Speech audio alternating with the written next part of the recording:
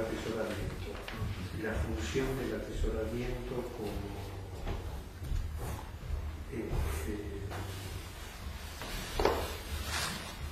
como pulmón para la circulación, donde se tira cuando sobra el dinero y de donde se saca cuando falta dinero.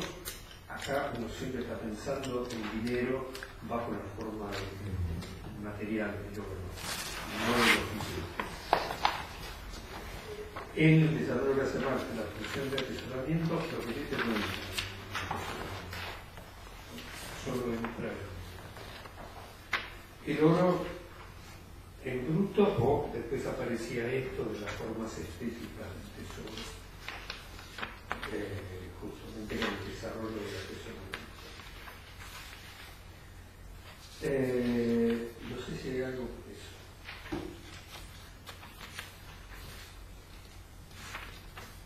Seguimos. La función que tiene a continuación es la del medio de pago. ¿Qué es lo que pasa con lo del medio, la función como medio de pago?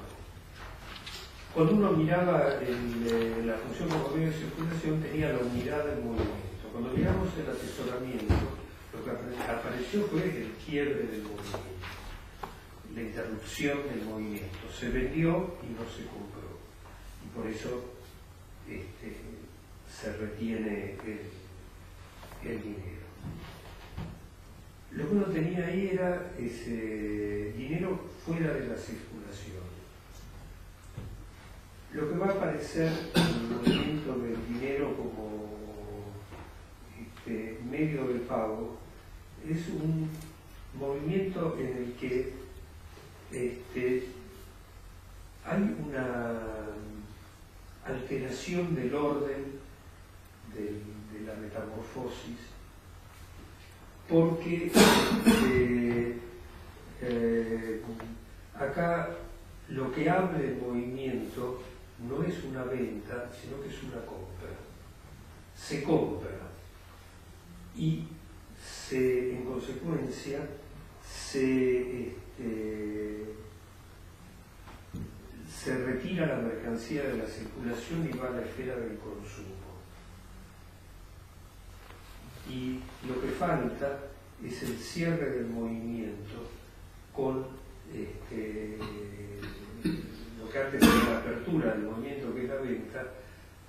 Acá lo que falta es el movimiento de la venta, que al revés en el medio de circulación cierra el ciclo.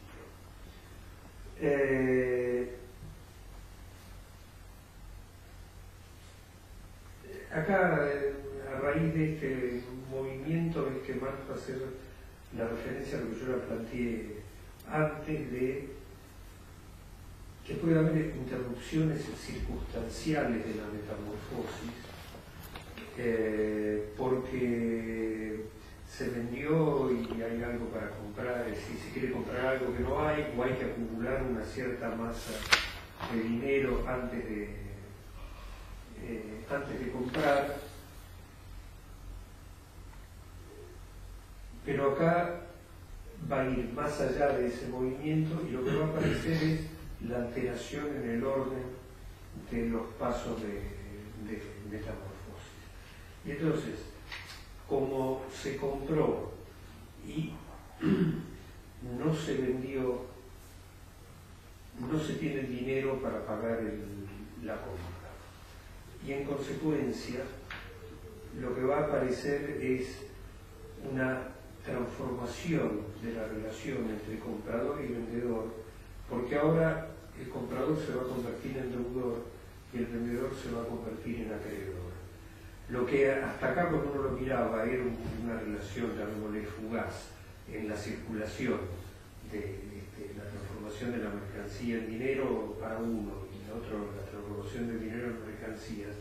Acá aparece una relación como personificación que se extiende en el tiempo, y que se extiende en el tiempo porque hay esta inversión en el orden del movimiento.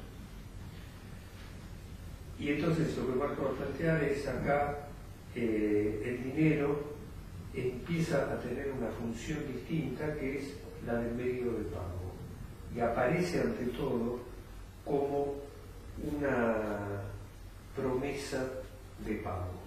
Se compró sin tener el dinero efectivo y lo que se entrega es una promesa, es un dinero que tiene la forma de una promesa de pago.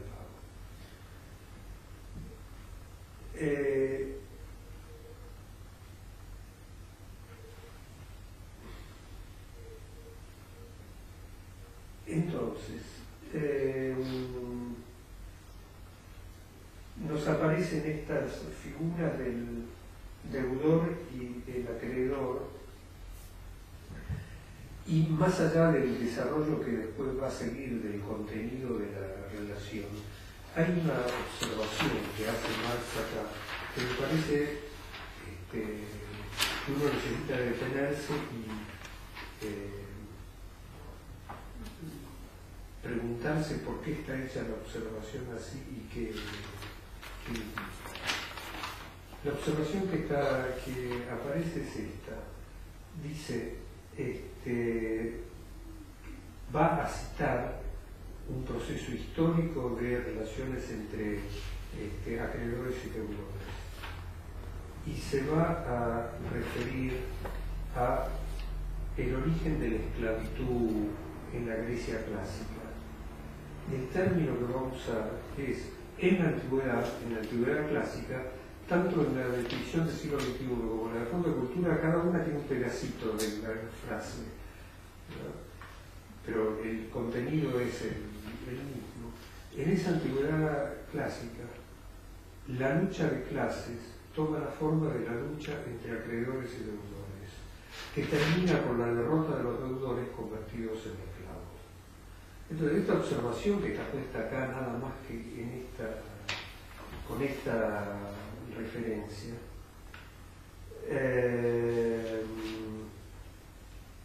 después, bueno, tiene otra referencia también a la sociedad feudal, pero ahí no dice la lucha de clases, en el otro caso acá dice esta lucha, cuando refiere a la Edad Media, dice, termina con la derrota del deudor feudal, dice que pierde su poder político al perder su base económica.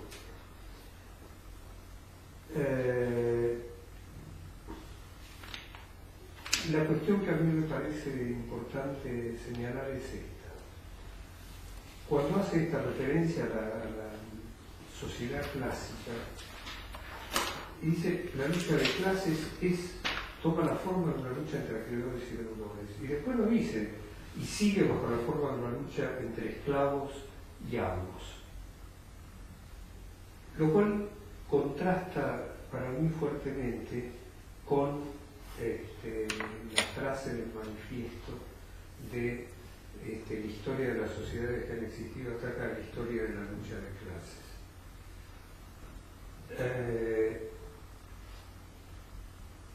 Observación del manifiesto que después Engels quiere hacer una aclaración que para mí es una aclaración poco feliz, diciendo, bueno, nos referíamos a la historia escrita, porque el problema que tienen es que si se va a hablar del comunismo primitivo, en el comunismo primitivo se supone que no hay lucha de clases. Pero acá, en el manifiesto, el término clases tiene una referencia general a, después lo que aparece es siervos y señores, esclavos y amos, y en el Capital, cuando aparece la referencia a la lucha de clases, es una referencia específica a una relación entre personificaciones, no a un vínculo de dependencia personal, que aparece acá como un problema de personificaciones. No sé si está claro este contraste. Con lo cual, por lo menos a mí se me abre la pregunta de si realmente tiene sentido usar el término de clases de manera genérica, o las clases son una determinación propia de una sociedad en la cual hay individuos libres Por lo tanto hay personificaciones y se enfrentan como tales personificaciones.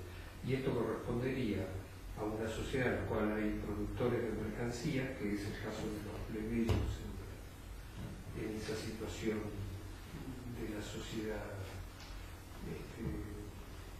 clásica. Si hay deudores feudales, entonces es porque hay movimiento de dinero, y la pregunta es, entonces hay movimiento de mercancías, el vínculo en que se entra como acreedor del deudor feudal no es un vínculo de dependencia personal, es un vínculo entre personificaciones, y por lo tanto solo tiene sentido hablar de clases en estas sociedades, en particular en el modo de producción capitalista. En una sociedad, digo, que era simple productora de mercancías, todavía no habrían aparecido las clases, aparecerían cuando se desarrolla la función del dinero como medio de pago y esos simples poseedores de mercancías se convierten en acreedores y deudores. Pero bueno, la observación, no sé si quieres discutir algo sobre esto. En realidad yo estaba pensando si no sería, no sé si al revés, pero o sea, se desarrolla el término clases en relación a la personificación de cada mercancía y para escribir ese manifiesto, digamos, como no retrotraerlo hacia atrás o pensar a partir de ahí, bueno, qué otras clases existieron en la historia.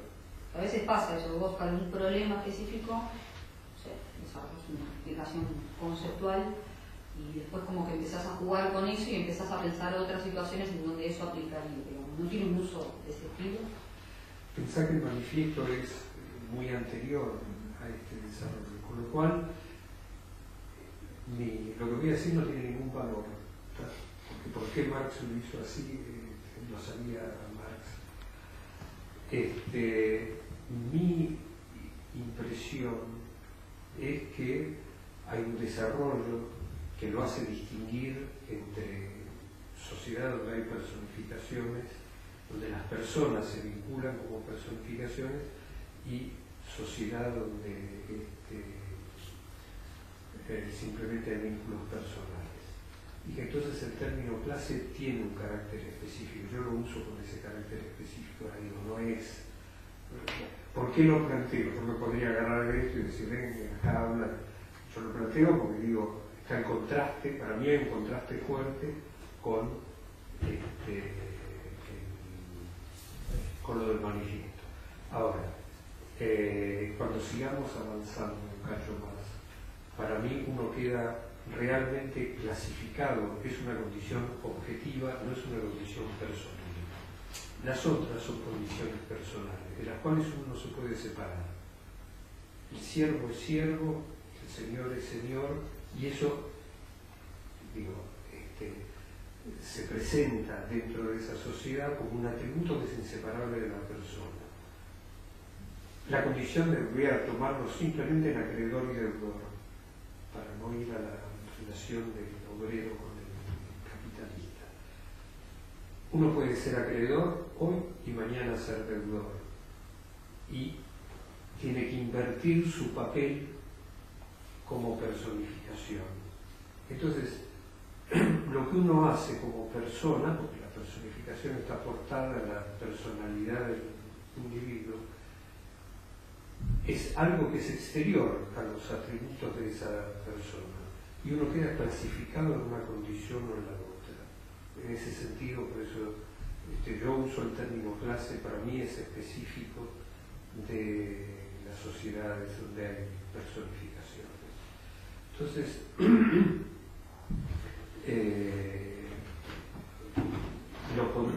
yo lo pondría al revés en ese sentido. Empieza teniendo mucho menos desarrollo de lo que es específico de la relación entre personificaciones, y cuando avanza en ese desarrollo es llamativo porque siempre lo usa en este sentido. Después vuelve a aparecer con otras referencias, aparece con esta condición. No me acuerdo si en el tomo 3 hay algo que puede ser más ambiguo. puede estar usado más genéricamente el término clases. Pero incluso el último capítulo del tomo 13 se llama las clases sociales. Y ahí aparece, esas clases son las clases del modo de producción capitalista, no es una condición general.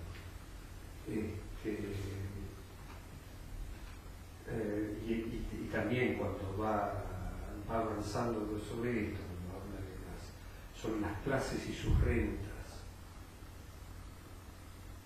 Las rentas tienen que ver con la condición de personificación, el salario, ganancia y renta de la tierra. Entonces, para mí hay una especificidad mayor acá, que en el otro caso no se presentaba. Mencionaste la declaración de Engels. ¿Podrías profundizar un poco más la opinión en torno a eso? Que me parece una aclaración pobre. Hago otra aclaración respecto a esto. En ningún lugar dice la lucha de clases es el motor de la historia, cosa que muchas veces aparece, no está en ningún texto, por lo menos yo nunca lo encontré en ningún texto de Marx. Y para mí no es lo mismo decir que es el motor de la historia que es la historia atacar, es la historia de la lucha de clases, porque en ese caso uno puede decir, en un caso es la causa del movimiento, en el otro caso es la manifestación del movimiento. Miro la lucha de clases y ahí lo que tengo es el desarrollo de la historia. Yo creo que lo quisiera usar en un sentido de contenido, y largaron una expresión que tenía un objeto, una finalidad de ser contundente. Y entonces la aclaración de que en realidad se refería a la historia escrita, en ese sentido, antes de que haya historia escrita, tomando genéricamente el término lucha de clases, hay lucha de clases. La escritura es justamente, brota de sociedades donde hay,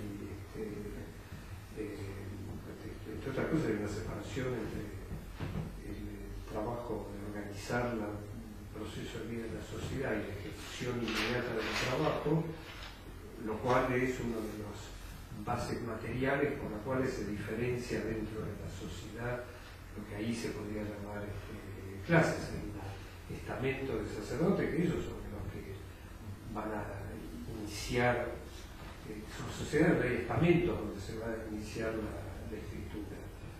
Con lo cual, esas clases existen antes que la escritura. Entonces yo creo que quisieron hacer una frase que fuera contundente, y entonces después uno no puede ponerse a explicar la frase contundente diciendo, bueno, en realidad en esa época todavía no se sabía esto, y atribuirlo a la historia escrita. Eso me parece como una especie de disculpa que nada, si uno se lanzó en su momento y hizo la afirmación porque quería ser contundente con la afirmación, no se puede aclarar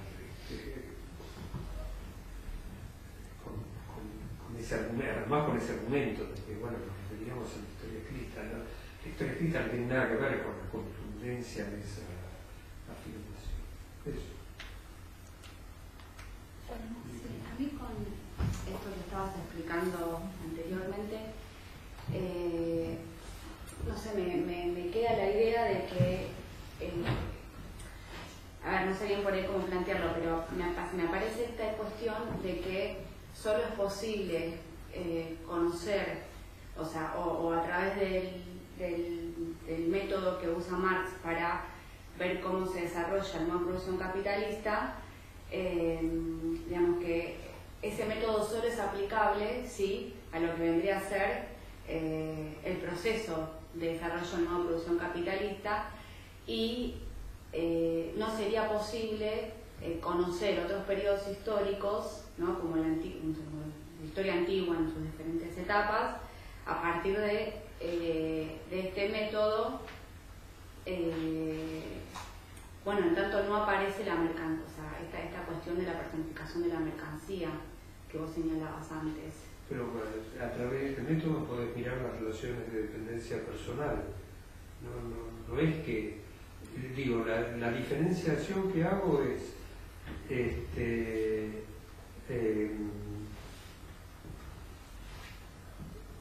método es el mismo aplicado para la sociedad feudal, tomémoslo así.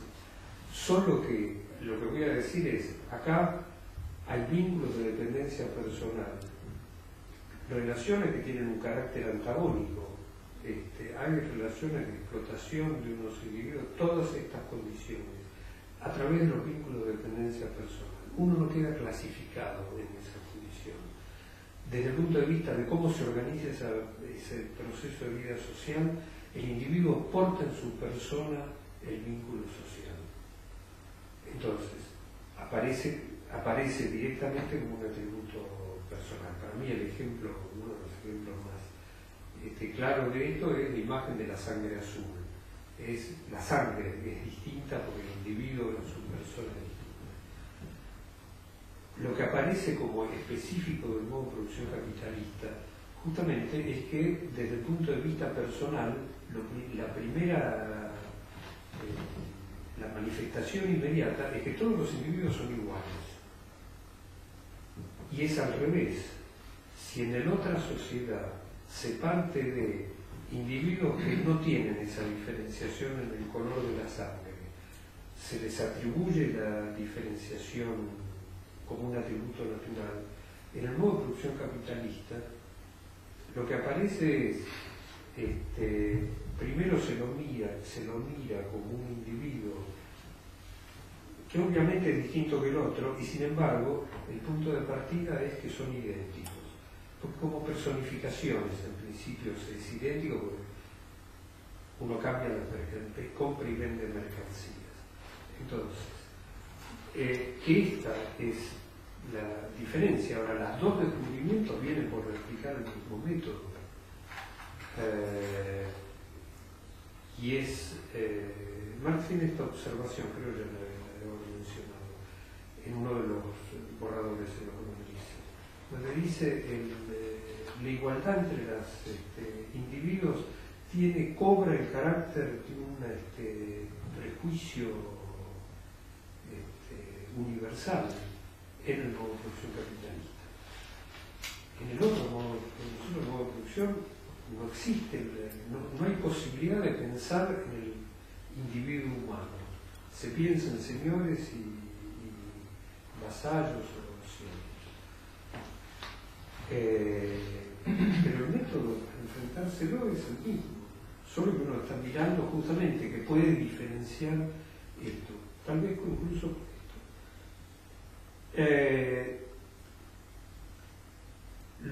Este es un método que impide, lo voy a poner así, naturalizar la libertad humana. Como impide naturalizar la libertad humana, impide pensar en el individuo de la sociedad feudal como un individuo libre por naturaleza.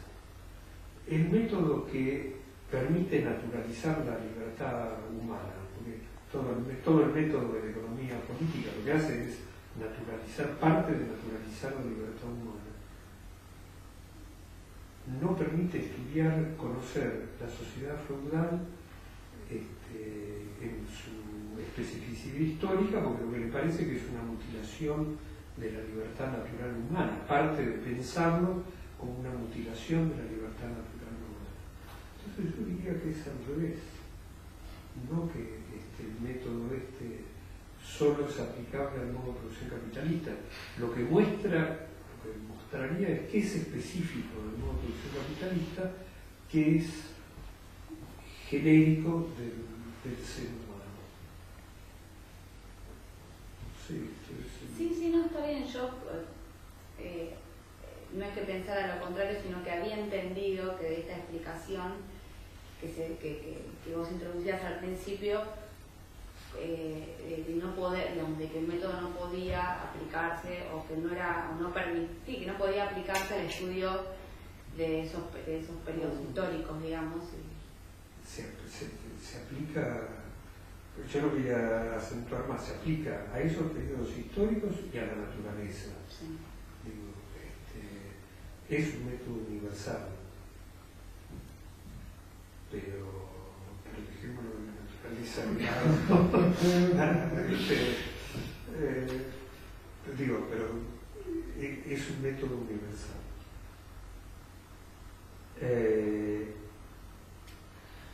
Agrego esto que es exterior. Como método universal, en primer lugar, es necesariamente producto de una sociedad en la cual existe el sujeto humano como sujeto universal.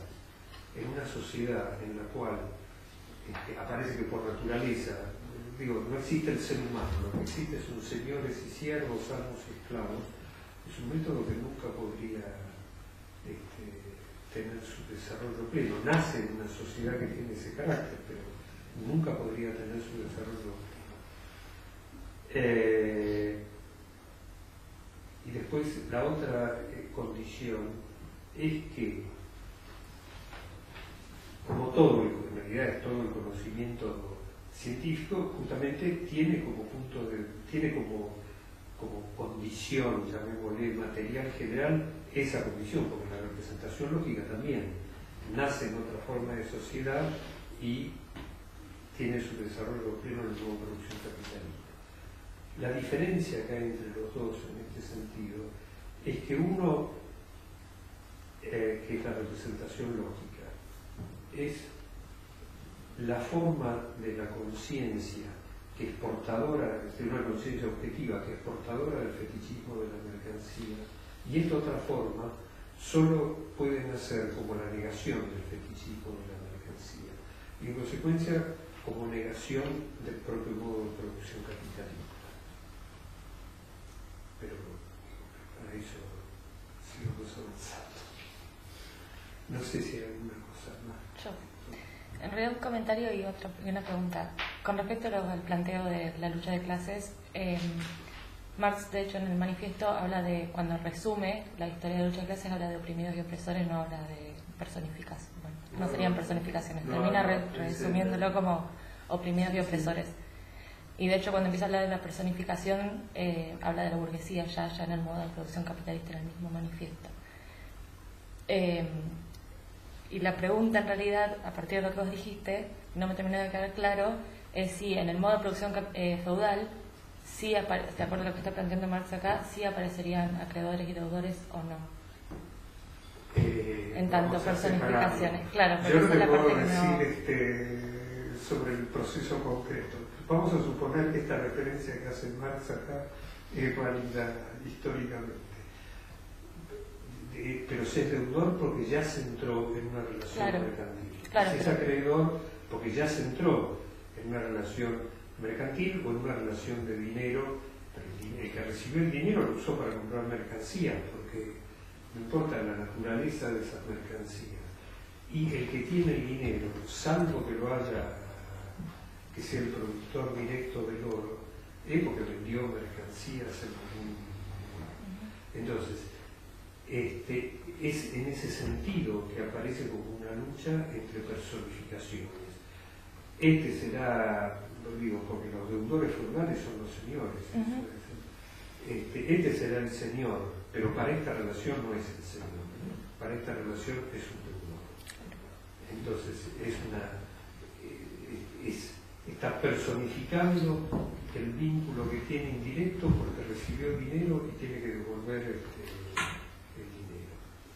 Entonces, en ese sentido, para mí ya ahí hay una determinación como personificación. Y se entró en esa relación como personificación, por más que sea una personificación que está mediada por, a lo mejor le tuvo que prestar, porque el otro si no le rompía la cabeza, pero en última instancia, si el derrotado fue el deudor, es porque en algún momento eso se dio vuelta y fue indiferente que ese tuviera una historia de señorío, de nada, se convirtió en un deudor que perdió su señorío porque es un deudor.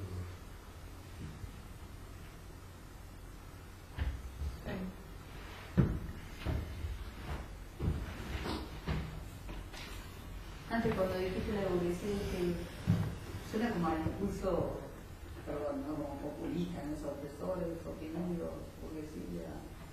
Porque si me está diciendo que en realidad como el contenido de todo el desarrollo, el significado del término es otro, o el uso es otro, como que... Digo, yo creo que avanzó en el desarrollo. Miro eso y digo, avanzó y lo pudo especificar. Sí.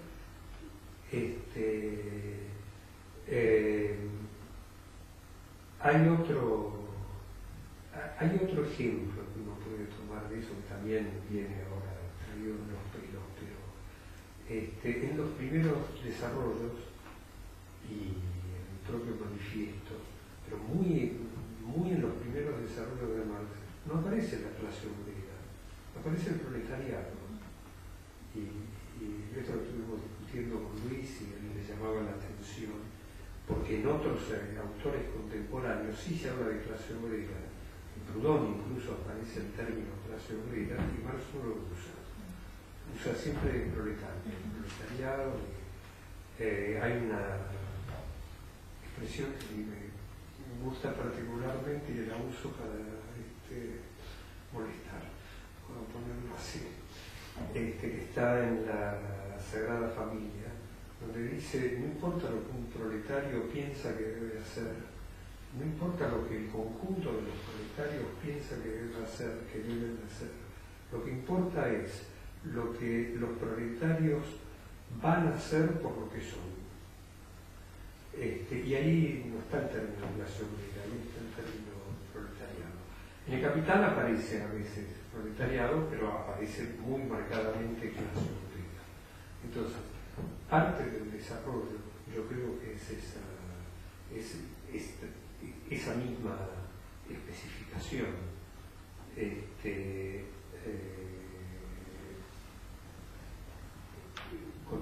con todo un sentido en el desarrollo de usar el término clase, y es la clase que produce.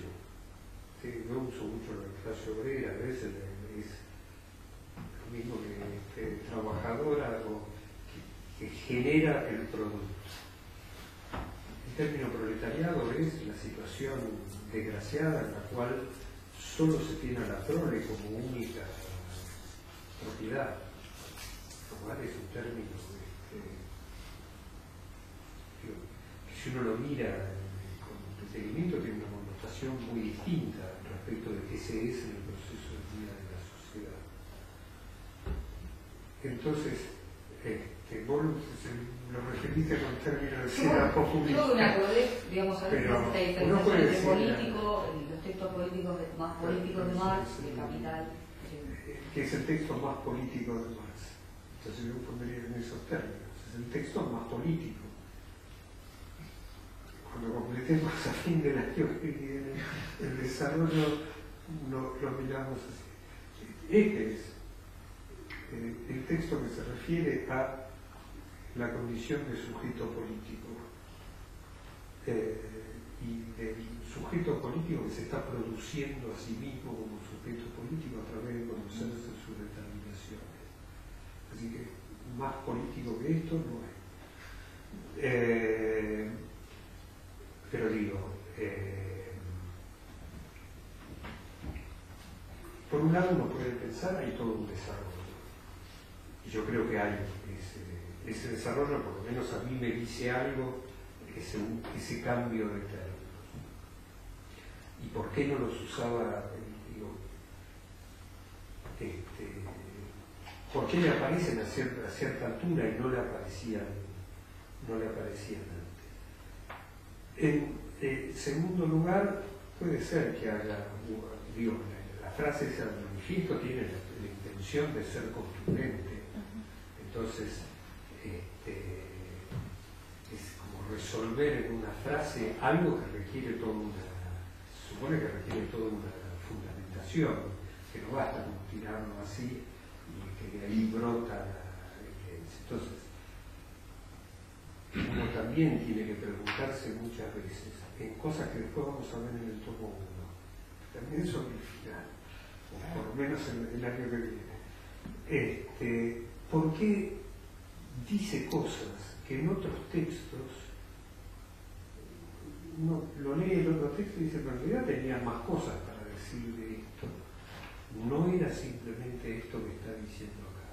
Porque parece que se hubiera olvidado de lo que había dicho en el otro texto. Entonces puede ser que se hubiera olvidado, escribía, reescribía, y hay que pensar que la diferencia abismal es la forma que estamos acostumbrados nosotros a escribir y la condición concreta que escribía Marx, que había que reescribir, ¿sabes? Con lo cual, en la masa enorme de cosas escritas que tenía, uno puede pensar que cuando volvió a escribir ni se acordó que ya lo había escrito en otras explicaciones, quiso ponerlo de la otra forma. Dice que cuando uno lo lee puede decir, pero esta forma tenía más riqueza que la que puso al final. Bueno, ¿por qué puso al final esta? ¿Qué objetivo tenía al poner estas? Y yo creo que en algunos momentos, pero esto es de vuelta, es totalmente inválido, porque lo que yo creo de eso, qué sé yo si lo hice por eso o no, es quería tener un discurso contundente en algún sentido. Y entonces lo pone así porque es más contundente que si lo pusiera con el otro despliegue.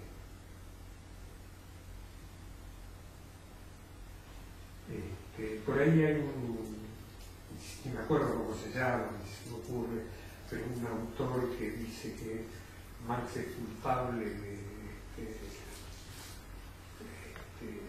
la indefinición de los marxistas, porque en realidad puso cosas que le gustaron a todo el mundo, poco menos que lo puso de oportunista, y que escribía las cosas que le podían gustar a todo el mundo, y los dejaba todos contentos. Por eso no es un repunte. Claro, le imputa eso. Es el culpable de la diversidad del marxismo por no haber sido, y que lo hizo a propósito, además. Que lo hacía a propósito por oportunismo, para que todo el mundo pudiera estar contento. Nada, ese autor es un idiota. A ese sí me atrevo a interpretar. Es simplemente un idiota, pero bueno,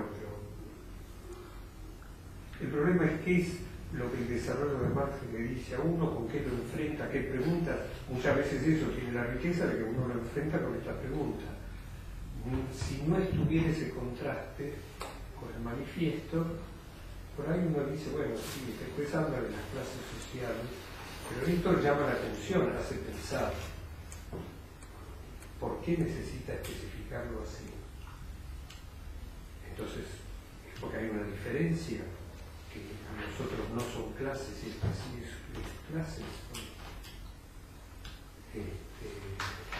No importa lo que quiso decir, lo que importa es qué es lo que a uno le hace pensar, que eso que está planteado adelante, y enfrentárselo al concreto real, no a la interpretación del texto.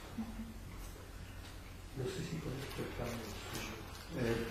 o sea, yo entiendo a lo que se está refiriendo, pero no entiendo bien o sea, la diferencia entre una cosa y la otra.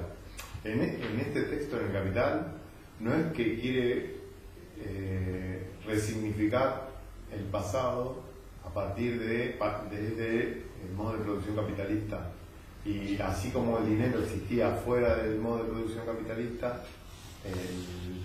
la función del dinero como medio de pago también existía previo al modo de producción capitalista. ¿No está diciendo eso también? Como haciendo, sí, pero rastreando... Está bien, eso es otra de las cosas que aparecen. Pero cuando empieza a hacer el desarrollo empieza con dice, esto es independiente de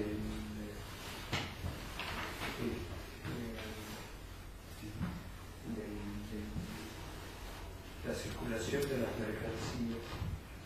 Dice así, por ejemplo, la lucha de clases del mundo antiguo, es lo que ahí dice, creo, tiene alguna aclaración más que el simple mundo antiguo. No, los mismos caracteres pueden aparecer al margen de la circulación mercantil. No, por eso.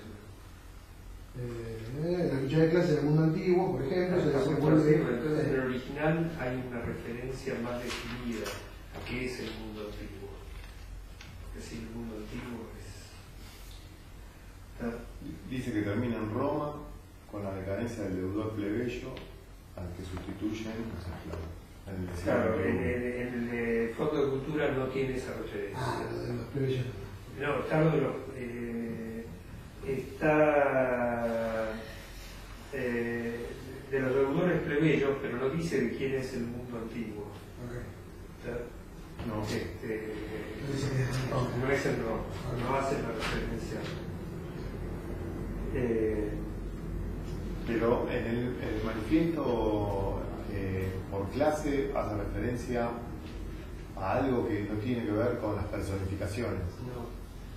sino... O en esto que vos marcás habla de personificaciones con la burguesía, pero está referido a la relación entre, uno lo puede plantear así, entre personas, entre explotados y explotados. Esa es la referencia genérica que hay. Explotado y explotador, cada uno de ellos constituye una clase, por eso están enfrentados en la lucha de clases.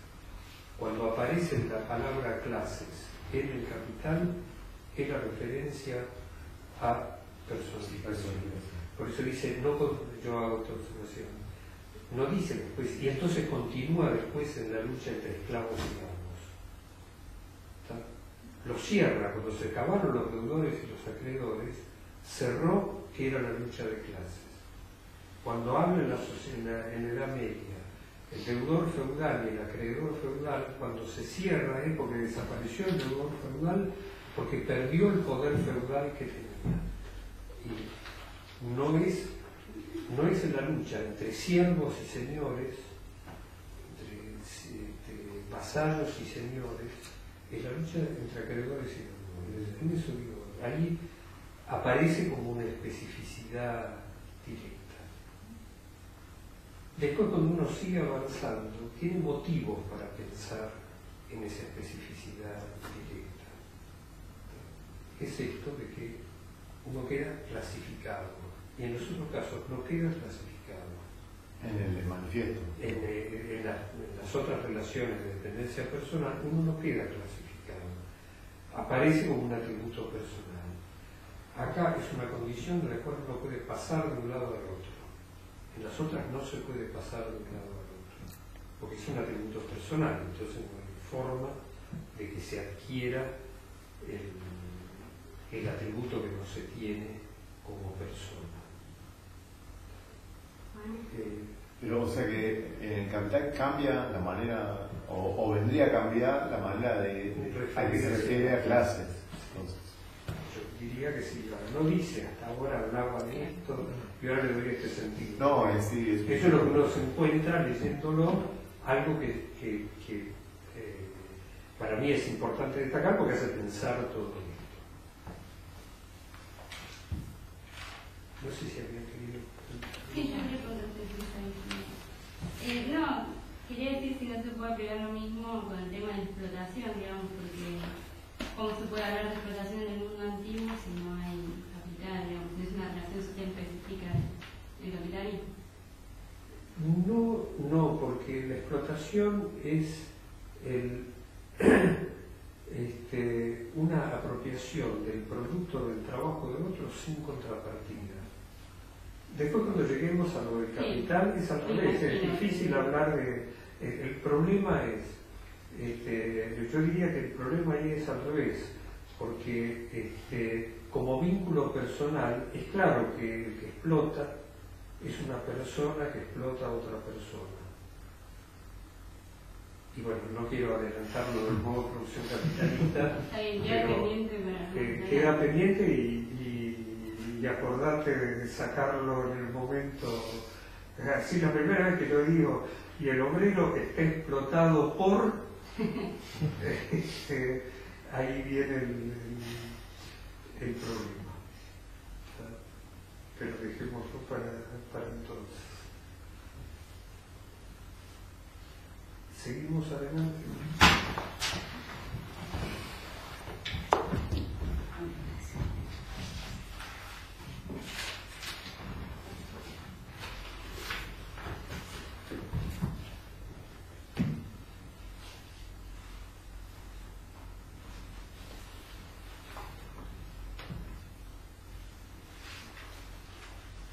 Bueno, vuelve entonces a la función esta del dinero como medio de pago y dice, el dinero funciona primero como medida ideal de valor, cosa que estaba antes, pero ahora funciona como un medio ideal de compra, porque no se entrega dinero real, sino que lo que se entrega es esta promesa de pago. Y entonces, ¿qué es lo que ocurre? Es cuando vence el plazo de pago, es que el dinero real pasa de manos del comprador a manos del vendedor.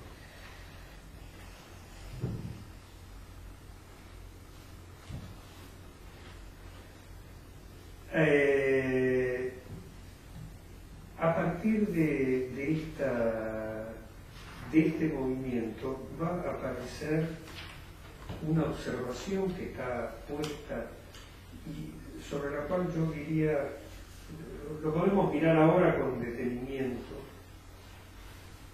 o lo podemos mirar al iniciar el capítulo siguiente. Porque ahí hace una mención a lo que se vio antes, que es esto que está acá, pero que por ahí tiene sentido mirarlo, especialmente cuando uno va a avanzar en la nueva función del dinero.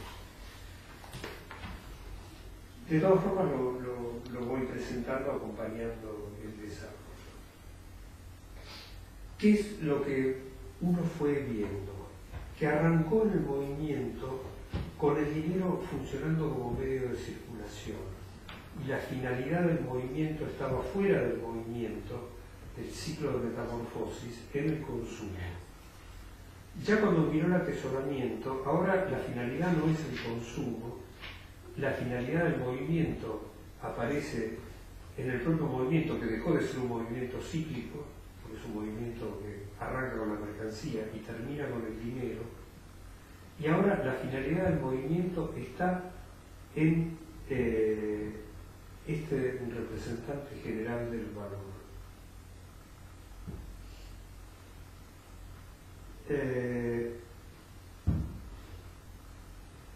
Entonces es conservar al valor en su expresión general, va a aparecer la expresión de la mercancía general.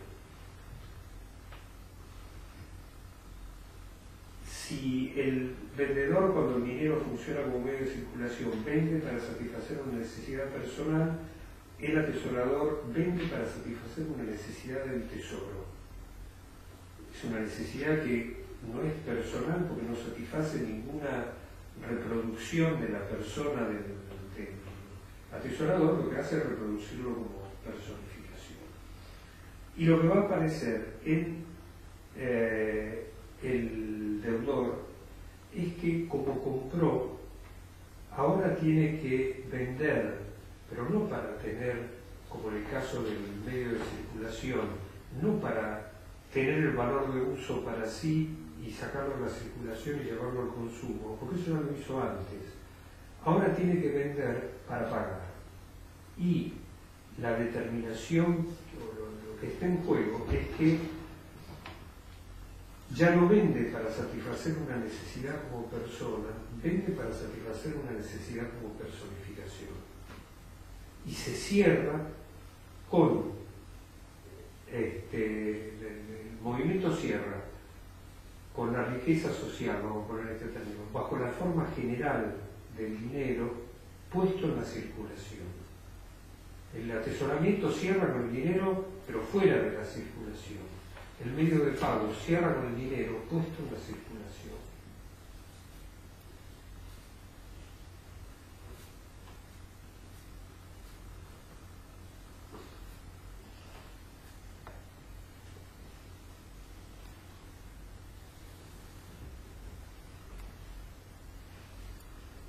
Y entonces, acá se parte de una necesidad que brota del movimiento en la circulación y que se cierra con la circulación.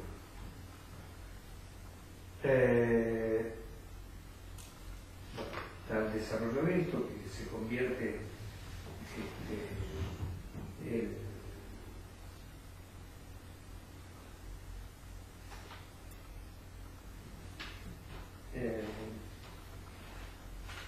hay una inversión en el movimiento de la metamorfosis de la mercancía.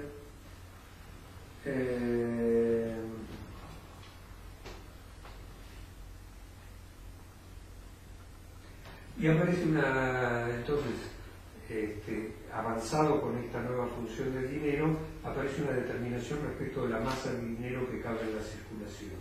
Eso mismo que habíamos visto antes. Era la masa de valor de las mercancías que están en la circulación, dice, eso hay que sumarle los pagos que vencen en el periodo que uno está considerando por compras anteriores y los pagos que caen fuera del periodo que uno está considerando porque se compró a crédito. Entonces la cantidad de dinero que cabe en la circulación, esto está referido al oro más inmediatamente, válido para los signos de valor, ya no está determinado solo por la masa de valor, el valor del oro, la velocidad de circulación del dinero, sino que además está determinado por los movimientos, el movimiento neto de los saldos al iniciarse el periodo que uno está tomando como unidad y al terminar el periodo que uno está tomando como unidad.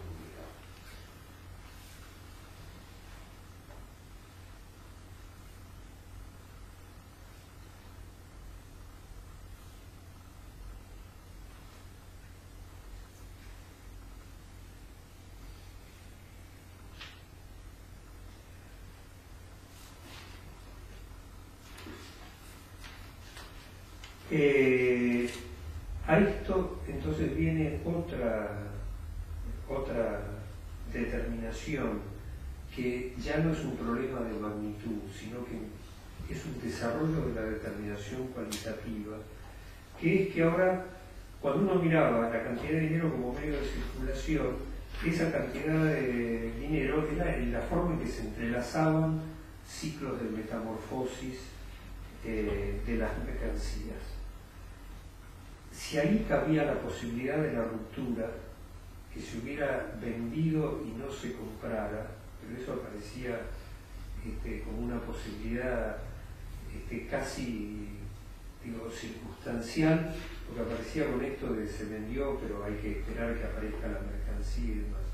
Con el funcionamiento del dinero como medio de pago, ahora la ruptura es una condición general del movimiento. Los pagos no tienen que ver con las mercancías que están hoy en la circulación, no tienen que ver con el movimiento presente del proceso de metabolismo social. Están independizados de ese movimiento, nacen de la propia relación social, del propio movimiento de la relación social. No sé si esto está claro. En el otro caso es cuando uno miraba la función del dinero como medio de circulación, lo que tiene delante es el proceso de producción y consumo social. Cómo se manifiesta la unidad entre esos dos procesos. El trabajo se hace de manera privada e independiente. Ahora lo que tiene es un movimiento de la relación social esta, que es el dinero, es independiente del presente del proceso de metabolismo social.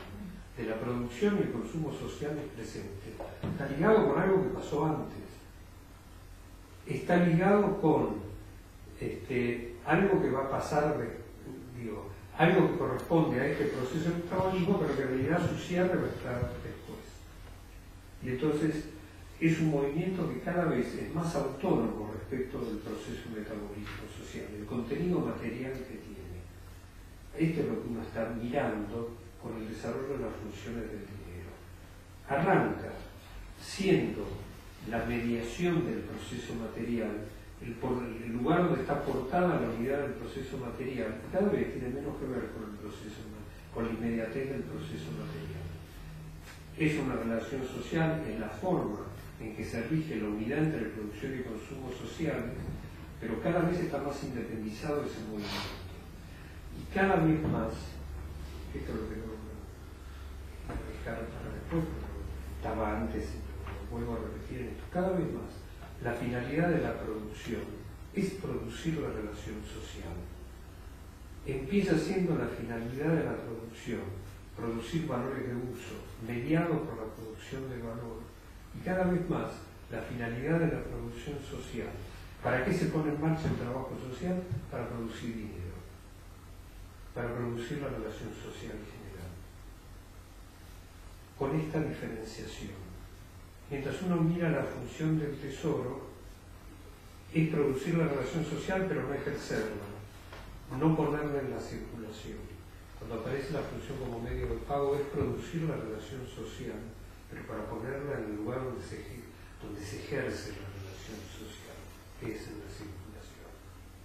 Entonces, lo que uno está mirando en todo este desarrollo es que eso que al principio parecía obvio, este es un proceso de vida humana, esto es un proceso que la finalidad de este proceso es la producción de valores de uso para la vida humana. Cada vez más lo que uno está viendo es que ese proceso de producir valores de uso para la vida humana se rige por una relación social, por un vínculo social cuya determinación no es la reproducción inmediata de la vida humana, sino que es el movimiento del vínculo social. Y esto es lo que uno va enfrentando. No sé si se entiende esto. Yo diría que cuando arranquemos con lo otro, hago el esquema y va a quedar más inmediatamente.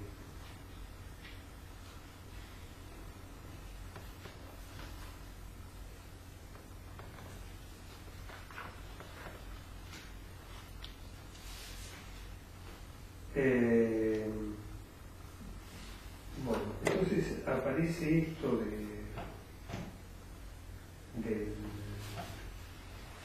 que lo que está en juego es la interdependencia social. Hay una interdependencia social que es anterior, porque ahora deudor y acreedor están atados por un vínculo social que tienen antes de que se realice el movimiento efectivo del dinero. Y entonces, lo otro que está apareciendo es, cuando nosotros mirábamos a los productores de mercancías en lo que le conocíamos en el capítulo 1, era en el momento que tienen que darle forma concreta al gasto de su cuota de fuerza de trabajo social, no tienen más vínculo social que en el cuerpo de cada uno de ellos hay una cuota de la fuerza de trabajo total de la sociedad, no asignada bajo una forma concreta determinada. Lo que va apareciendo es que no, en el momento que se inicia la producción, en el momento que el deudor se pone a trabajar para tener una mercancía para vender, ya tiene un vínculo social. Sabe que tiene que hacer eso porque tiene un vínculo social. No es que va a establecer su vínculo social a posteriori de la producción. Produce porque ya tiene un vínculo social que tiene una forma objetivada. Debe una cantidad de dinero y por eso tiene que producir. Entonces, esto es lo que va fluyendo en el desarrollo que va planteando. Cuando mira esto, sigue mirando los movimientos del dinero y una de las cosas que va a marcar es hay una economía fuerte en la necesidad de dinero a través del desarrollo de la función como medio de pago, porque llegado el momento de cancelar las deudas, lo voy a poner así en términos muy absolutos, como todos son acreedores y todos son deudores, solo hace falta dinero para compensar los saldos. El resto se compensa entre sí. En el tomo 1, Marx no hace referencia, dice hay una economía en los medios de pago. Y en el tomo 2 aparecía esto de, entonces no hay que gastar trabajo que es improductivo en producir el dinero.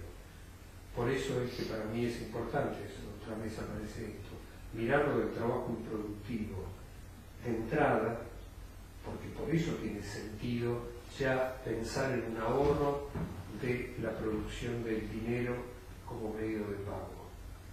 Porque entonces la sociedad, a través del desarrollo de esta función, se economiza trabajo que tendría que aplicar improductivamente desde el punto de vista de la producción de valores de uso para la vida humana a producir más oro, porque hay que tener más oro si no existe la función como medio de pago. Hace falta una cantidad más de dinero efectivo que cuando se puede hacer la compensación de los saldos. Entonces, por eso tiene sentido ahorrar en la producción de los medios de circulación. Porque el trabajo que está gastado improductivamente desde el punto de vista de la producción de valores de uso para la vida humana.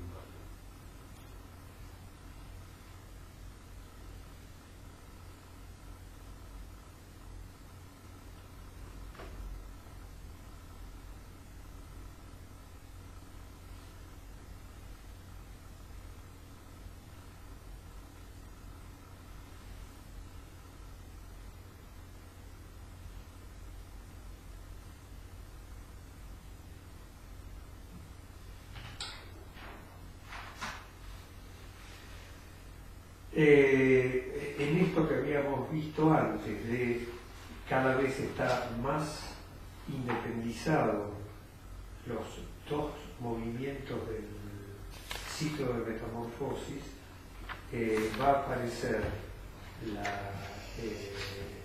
ahora el dinero no se cerró realmente el ciclo de metamorfosis, el dinero actuó como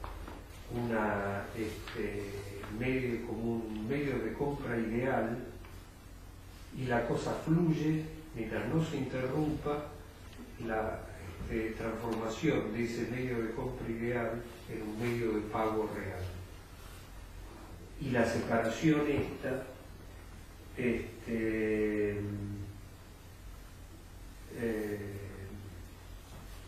lo que hace es multiplicar la posibilidad de que todo ese proceso se separa. Esto que aparecía, la forma mercancía de por sí lleva consigo la posibilidad de la crisis,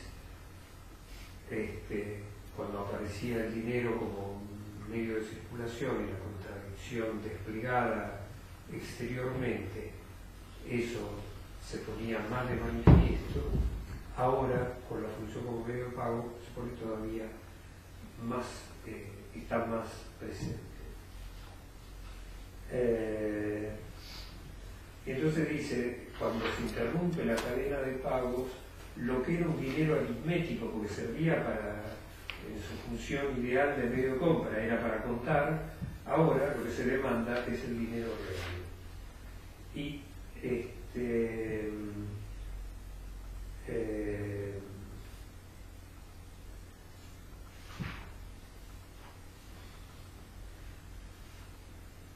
aparece esta situación y que Marx lo va a sintetizar diciendo esta contradicción absoluta que encierra la mercancía, que nace del trabajo privado como forma del trabajo social, en el momento de que se desata la crisis, que hasta acá es una crisis porque se interrumpió la cadena de pagos, no es porque se haya producido más. Lo que aparece es las mercancías no se pueden vender, no hay quien pueda comprar, los que vendieron no pueden, a crédito, no pueden transformar esa promesa de pago en un pago efectivo, y entonces aparece esta síntesis que va a hacer Marx diciendo, en el momento de prosperidad no hay más dinero que la mercancía, porque lo único que importa es poder operar en la compra-venta. El dinero, la única función que cumple ahí es ser el intermediario que permanentemente entra de una metamorfosis a otra de mercancías. en ese momento que se interrumpe el movimiento, dice, no hay más mercancía que el dinero. ¿Está? Lo que se necesita es el dinero. Las mercancías no se pueden vender. Y entonces todos aceptan referencia, por lo menos en la introducción de Russell, que como ciervo por agua fresca, su alma brama por dinero.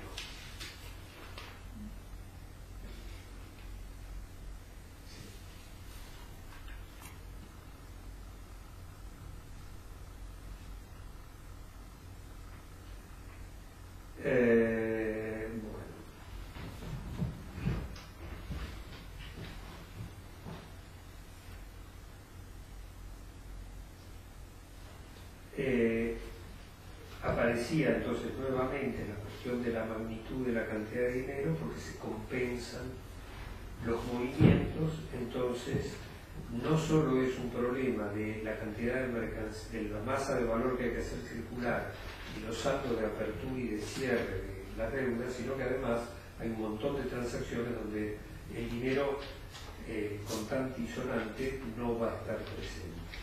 Y entonces eso también afecta la cantidad de dinero que es necesaria en la circulación.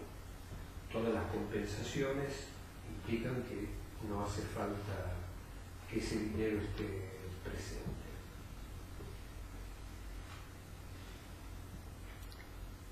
Juan, eso es lo inmediato, digamos. O sea, el dinero no hace falta que esté presente en lo inmediato, pero... No, porque lo único que hace falta es por la diferencia que haya a mitad. Okay. Porque yo soy acreedor y al mismo tiempo soy deudor. Sí. Entonces, cuando llegue el momento, supongamos que no hubiera compensación de saldos, como deudor necesito tener el dinero para pagar, y a su vez mi deudor necesita tener el dinero para pagar. 2 veces hace falta ese dinero, suponiendo que esto es simultáneo. Pero ni yo ni yo lo que tengo que hacer a continuación es, como deudor, porque también soy deudor, tengo que entregar ese dinero. En lugar de hacer eso, vamos a ponerlo así, mi deudor le paga a mi acreedor. Entonces, yo compensé el movimiento y nunca tuve el dinero. El dinero nunca pasó como dinero efectivo por mis manos. Entonces, en lugar de hacer falta ese dinero que tenía que dar a mí para que a su vez yo después se lo pasara al otro, hubo ese movimiento. Pero como además este acreedor a su vez es deudor de otro, todo esto va en un gran pozo y vamos a suponer que fuera totalmente cerrado el movimiento, no haría falta ningún dinero real, efectivo, porque cada uno estaría compensando lo que le debe con lo que a su vez otro le debe. Por eso lo que juega es qué diferencia hay entre la suma de las deudas y la suma la suma de las deudas y la suma de los créditos es siempre la misma. El problema es hasta dónde se puede compensar o no, si entra o no en el movimiento de compensación. Marx va a hacer una aclaración inmediatamente que es lo contrario de lo que yo voy a decir, en el sentido de que va a aclarar de dónde sale el dinero bancario. Pero es en última instancia lo que pasa con el clearing bancario. Después aparece que el dinero bancario no brota de esta función, brota de otra función. Pero, ¿qué hace el clearing? En lugar de tener que pasar billetes de un lado al otro, lo que hace es decir, bueno, a ver, y lo que se pasa es la diferencia que hay. Es esto. No sé si quedó claro.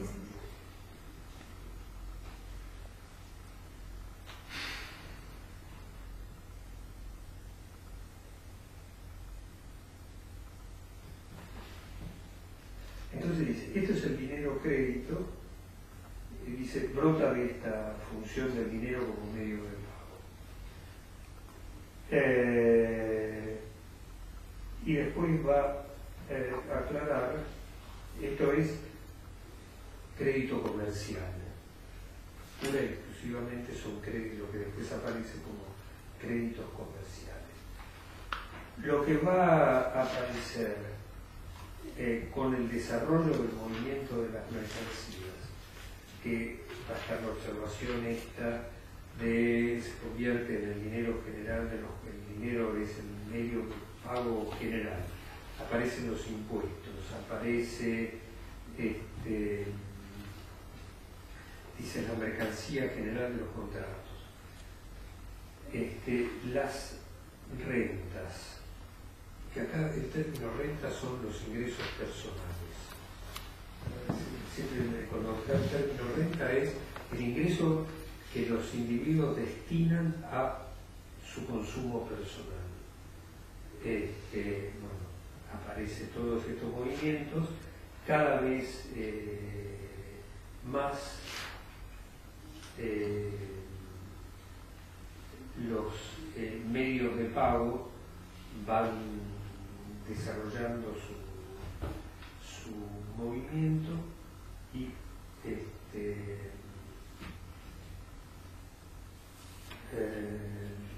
todo esto entra en la determinación de cuánto dinero hace falta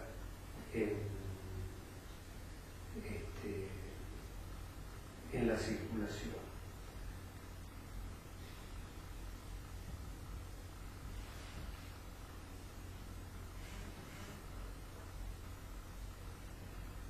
Y acá aparece otra vez la función del atesoramiento como una función transitoria, pero lo que tiene que ver es cuando hacen falta los saldos para compensar, eso cuando hace falta más viene del atesoramiento y cuando hace falta menos sale del atesoramiento.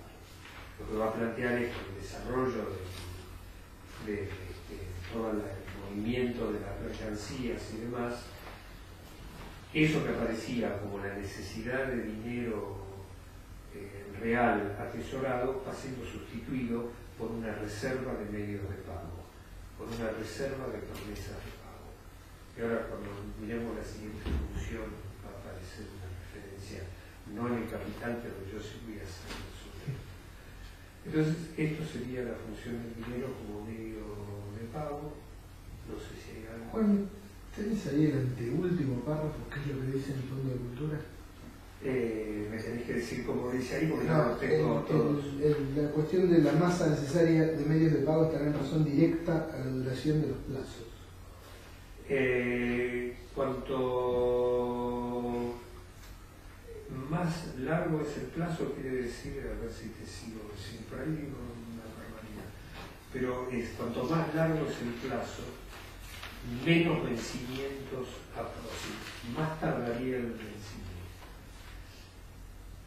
Cosa que es relativa, porque si los plazos una vez son más largos, después por más que sean más largos empiezan a caer uno atrás del otro, ¿sabes? Pero vamos a tomarlo así. Entonces, cuanto más largos son los plazos, cada transacción pasa más tiempo hasta que hace falta el dinero. Entonces falta menos. Y hace falta entonces menos dinero.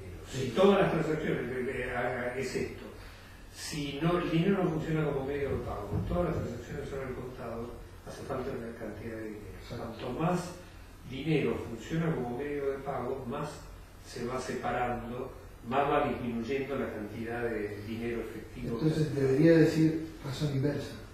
¿No? La cantidad de volver a decir. La masa necesaria de medios de pago estará en razón directa a la duración de los plazos. Es decir, a mayores plazos, Sí. más medios de pago. Puede ser. El tema es que el fondo del siglo XXI decide corregirla, porque dice primera a cuarta ediciones inversa en vez de directa. Está corregido por... vos estás leyendo que Fondo de el Cultura. siglo XXI lo llama directa, pero admite que la corrección, digamos, con un descaro total, que la corrección está puesta por ello. No es con descaro, no es con descaro. Debería aclarar. Yo tengo, Acá estoy corrigiendo yo. Tiene, pero no tiene ese. Ahora te digo, quiero ver cómo está. No sé si la tengo citada. Bueno, no lo veo ahora. ¿Qué es lo que le pasa a la de fondo, a la del siglo XXI? Que es un criterio editorial que para mí es un criterio editorial malo, que es un criterio editorial pedante. ¿Qué es? Como la segunda edición alemana, es la última que Marx revió por sí mismo y entregó él a la imprenta, entonces usa la segunda edición alemana. La gente normal usa la tercera, que tiene las correcciones que Engels encontró en un volumen del tomo 1 que le pertenecía a Marx, que Marx había hecho de su puño y letra. No es la única problema que tiene. Entonces, no es que ellos les metieron. No, pero este es diferente. Esto acaba de pasar hace 2 páginas, y entonces dice tercera y cuarta ediciones, dice esto, por el texto como la segunda. Acá dice abajo, primera a cuarta ediciones.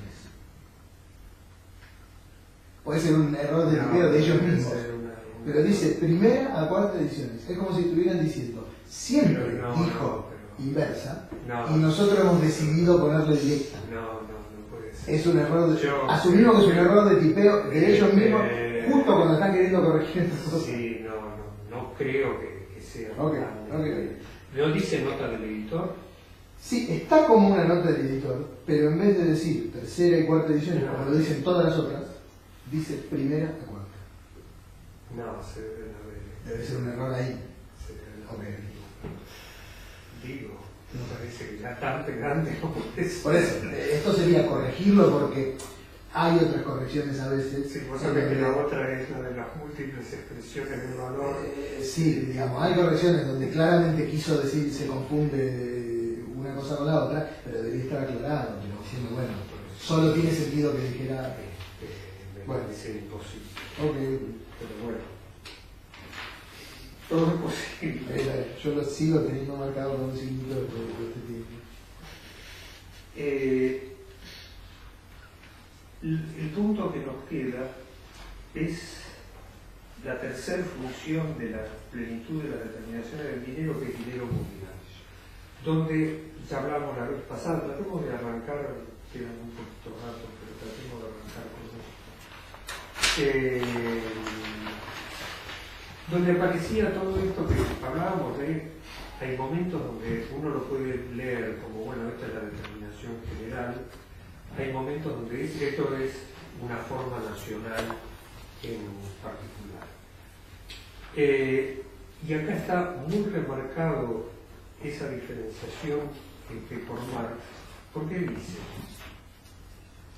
cuando pasamos a la circulación del dinero en el mercado mundial, el dinero pierde todas sus formas nacionales, por lo cual lo anterior, todas las funciones que le aparecían como medio de pago, que le aparecía como, no como tesoro, porque como tesoro lo tenía como oro, dice, pierden sus uniformes nacionales, pierden sus nombres nacionales y circula como metal, circula como oro y plata, cuyo nombre monetario es el peso que tiene bajo la forma de lingotes, barras o lo que sea. Y entonces es como que acá apareció, a mi entender, el movimiento apareció como la plenitud de que lo que se produce es la relación social general, bajo su forma más pura, que es el oro. Es el dinero en su forma más pura. Acá los signos de valor no caben en esta circulación porque los signos de valor son nacionales. Y tiene esta expresión que uno puede leerla como los coqueteos que dice que coqueteaba con los términos de Hegel, cada uno puede leer como quiere, dice su existencia se ajusta por entero a su concepto. Esto es, la forma concreta se corresponde plenamente a la unidad de sus determinaciones. Y entonces dice, es el medio general de pago, es el medio general de compra, es la expresión absoluta de la riqueza social. Y lo hace con un cuerpo que tiene la forma que corresponde al contenido. Y entonces lo que va a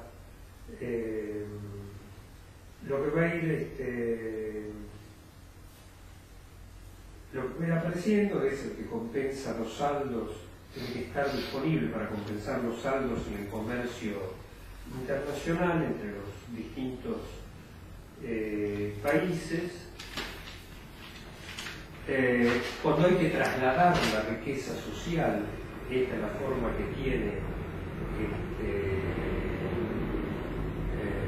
la riqueza social, se puede trasladar de un país a otro bajo la forma de mercancía. Cuando no se puede trasladar bajo la forma de mercancía, se traslada bajo la forma del oro. Todos los países tienen que contar con un fondo de reserva, y acá el tesoro ya no es un problema simplemente de carácter individual del atesorador, es un problema de la unidad nacional.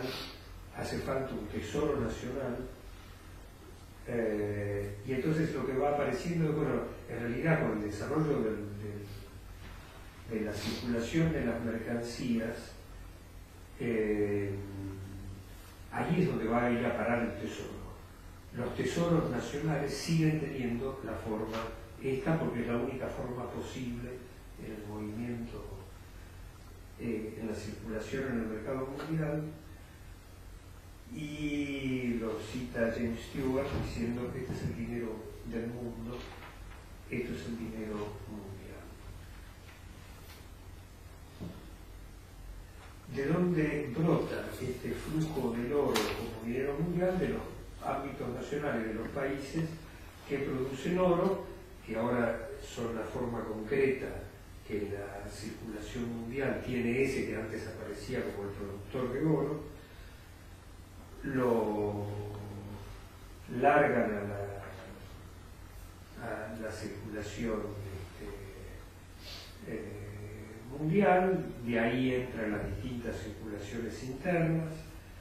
Hay que reponer permanentemente la masa de oro y plata que se fue desgastando. Se usa el oro como un valor de uso, no como dinero, sino como simple valor de uso.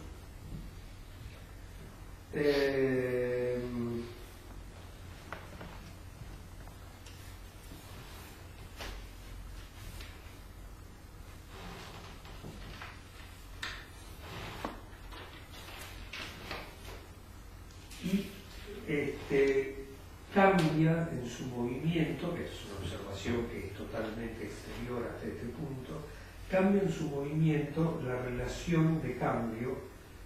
Ahí puede ser que esté como tipo de cambio.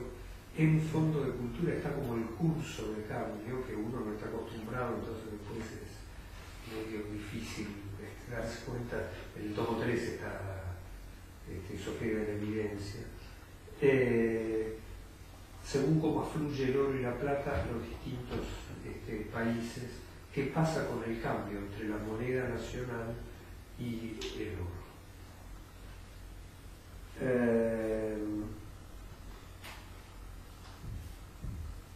Bueno, y aparece esto.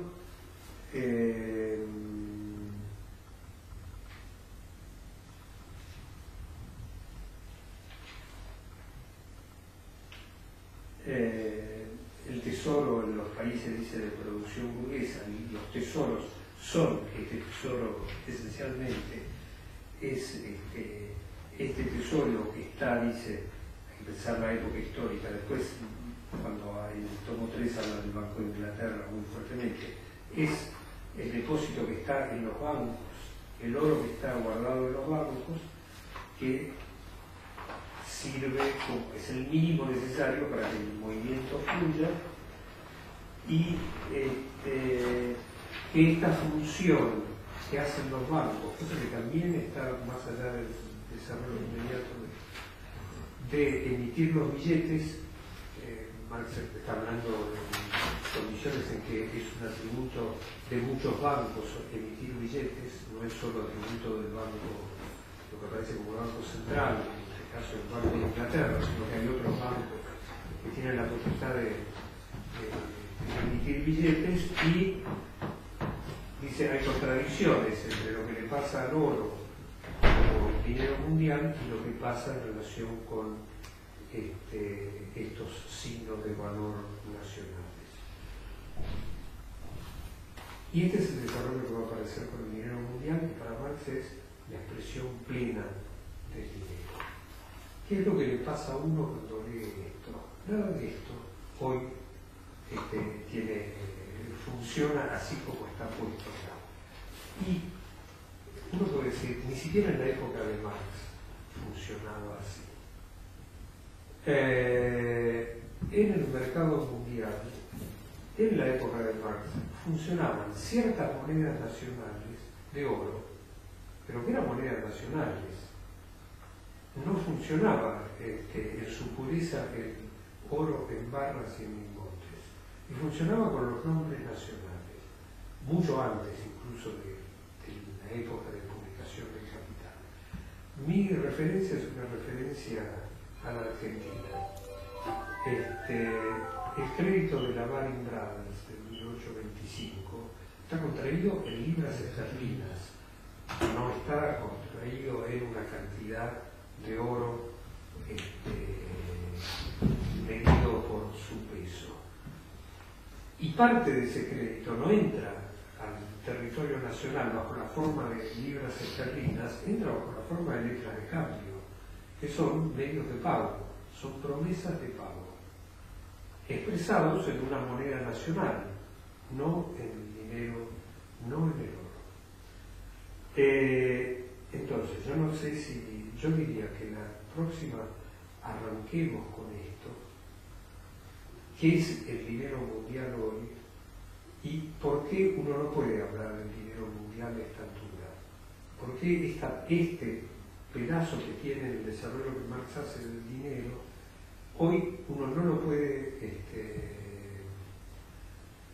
no puede desarrollar el dinero mundial sin más? Porque primero tiene que explicar por qué en la circulación mundial entra no ya libras esterlinas que tenían un contenido en oro, sino entran simples signos de valor nacionales cuya condición para funcionar como signo de valor nosotros habíamos visto que era que tuvieran curso forzoso, y eso solo era potestad interior de un Estado nacional.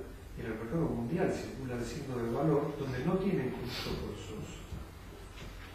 Entonces uno tiene que explicar todo un montón de determinaciones por las cuales ocurre eso. Entonces, yo les diría que lo miremos un poco más detenidamente cuando arrancamos la próxima.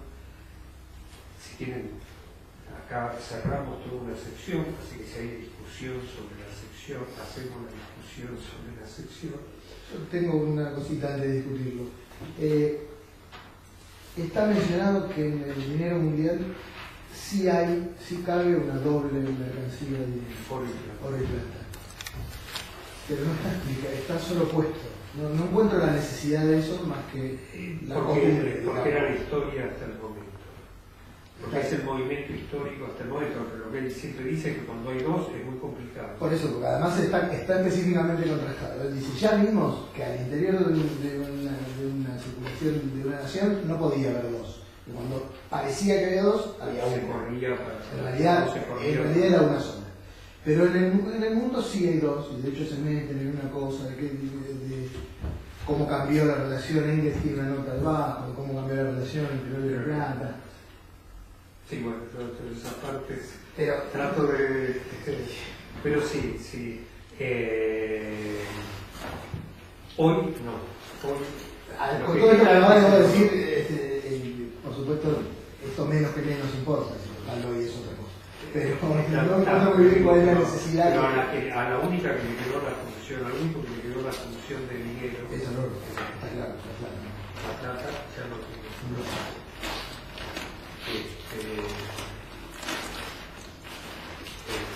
Pero bueno, entonces empezamos con el capital. el movimiento de capital, y vamos a tratar de avanzar por ahí. No sé si, con alguna parte sí vamos a tratar de avanzar más rápido.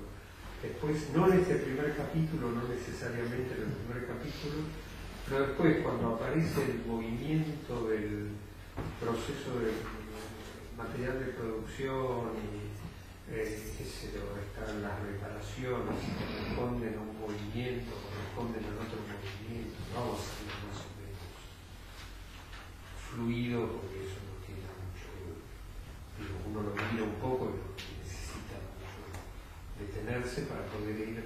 La idea es terminar toda la sección de plusvalía absoluta este año. Y eso incluye terminar con la lucha de clases y entonces el Estado, entonces vale la pena llegar a eso. Así que el miércoles entonces seguimos. Ya, no sé si vamos a poder avanzar todo el capítulo cuarto, vamos a tratar de avanzar. Bueno, se prestan muchas discusiones. Avancemos lo que podamos.